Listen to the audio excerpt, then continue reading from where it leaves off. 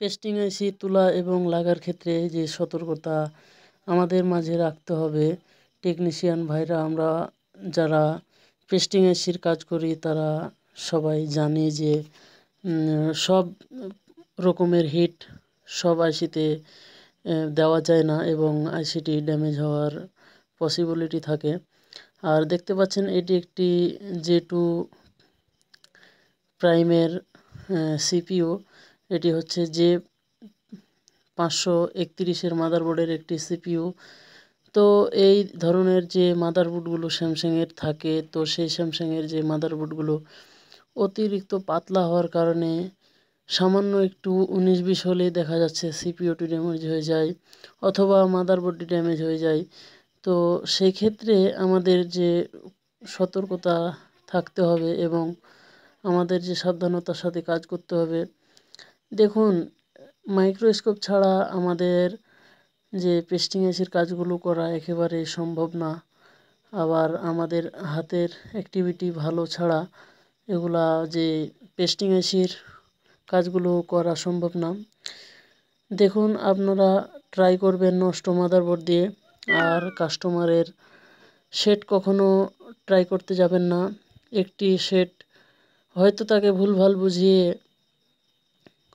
পাঠিয়ে দিলেন, কিন্তু দেখুন একটি তার যতই দামি ফোন হোক না কেন, তার হচ্ছে যে তার যেমন সামর্থ্য আছে সে তেমন ফোন ব্যবহার করে। আর তার ফোন হচ্ছে যে অতিরিক্ত না জানার কারণে ভুলভাল কাজের জন্য তার ফোনটি ক্ষতিগ্রস্ত করে কোনো লাভ করতে পারবেন না। যদি সেই কাজ না পারেন বা সেই কাজ না বুঝতে পারেন, তাহলে তাকে বলে দিবেন যে ভাই আমার কাছে হবে না, বা আমার কাছে পাস নেই বা আইসি নেই, আমার দ্বারাই হবে না, আপনি অন্য কোথাও দেখুন। তো দেখতে পাচ্ছেন যে যেই গুলো হোয়াইট পেস্ট গুলো ছিল সেগুলো খুব সুন্দরভাবে ক্লিন এবং পরিষ্কার করার পরে আমাদের যে সিপিইউর ড্রাই বলগুলো আছে সেগুলোকে চকচকে করার জন্য আমাদেরকে রাং ধরে নিতে হবে। আর এই কাজগুলো করার জন্য আপনাদের যে দিকে নজর দেওয়া অত্যন্ত প্রয়োজন যে আপনারা যে সার্ভিসিংয়ের টুলগুলো ব্যবহার করেন, যেমন হট এয়ার গান, সোল্ডারিং আয়রন অথবা সোল্ডারিং উইক, তো সেগুলো অবশ্যই ভালো মানের হতে হবে। দেখুন, এই কাজগুলো করার জন্য আপনি যথেষ্ট পরিমাণে বিল নিয়ে থাকেন এবং নেবেন, সেক্ষেত্রে ভালো মানের টুলস ব্যবহার করতে হবে যাতে কাজটি সম্পূর্ণভাবে হয়। একটি কাজ করতে গিয়ে মাঝপথে যদি কাজটি না হয়, থেমে যায়, তাহলে মনটা অনেক খারাপ হয় এবং কাজটি না হলে নিজেকে অনেক খারাপ লাগে, কাস্টমারটিকে ফেরত দিতে হবে।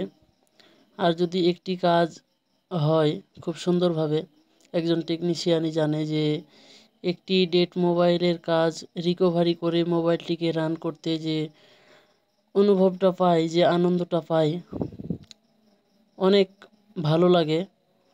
তো সেক্ষেত্রে আপনারা এই কাজগুলো যখন করবেন তখন সাবধানতার সাথে করতে হবে। একটি সিপিইউ বা একটি ইএমএমসি যে কোনো আইসি হোক না কেন, যখন তোলার সময় বা লাগানোর সময় আমাদের যে হিটের মাপটি সেটি বুঝতে হবে, জানতে হবে। অতিরিক্ত হিট দিয়ে আমাদের লাভের চেয়ে ক্ষতি বেশি হয়। দেখুন, আমরা সাবধানতা এবং আমাদের যে ধৈর্যের কারণে আমরা সিপিইউটাকে খুব সুন্দরভাবে হোয়াইট পেস্ট যেগুলো রয়েছিল সেগুলো খুব সুন্দরভাবে ক্লিন করে নিলাম। এখন আমাদের যে মাদারবোর্ডটি রয়েছে সেই মাদারবোর্ডটি ক্লিন করার পালা।